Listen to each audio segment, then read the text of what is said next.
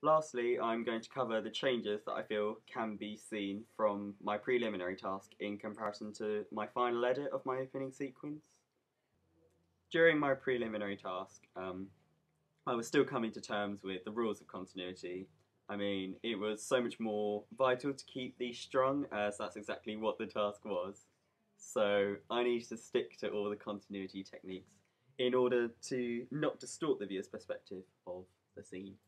But simple things like match on action, as you can see here, were vital in the first task, but didn't necessarily need a place within my opening sequence. The reverse shot, however, was vital. It helped create this sense that the scene could really be viewed from two perspectives, and therefore it engaged an audience.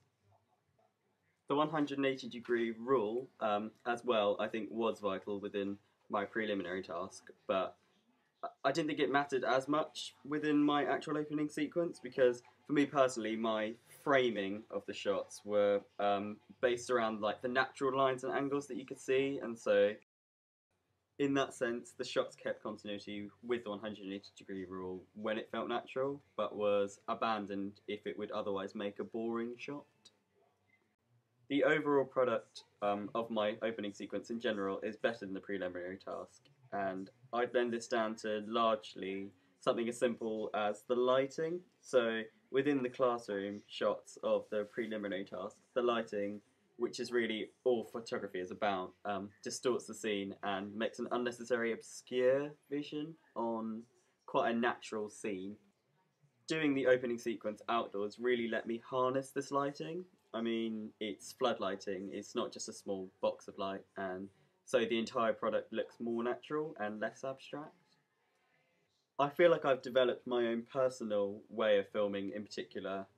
Obviously, I was working with someone else during the preliminary task, and although this was beneficial as it meant we split off into our areas of expertise immediately, it also meant that we couldn't look at the whole picture of our own.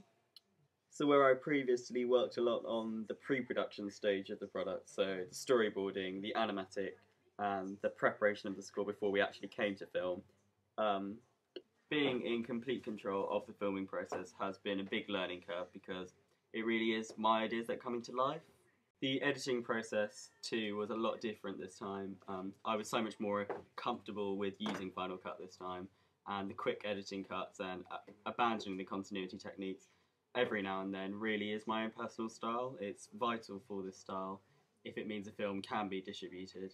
That really links to the audience, and my target audience aren't conventional.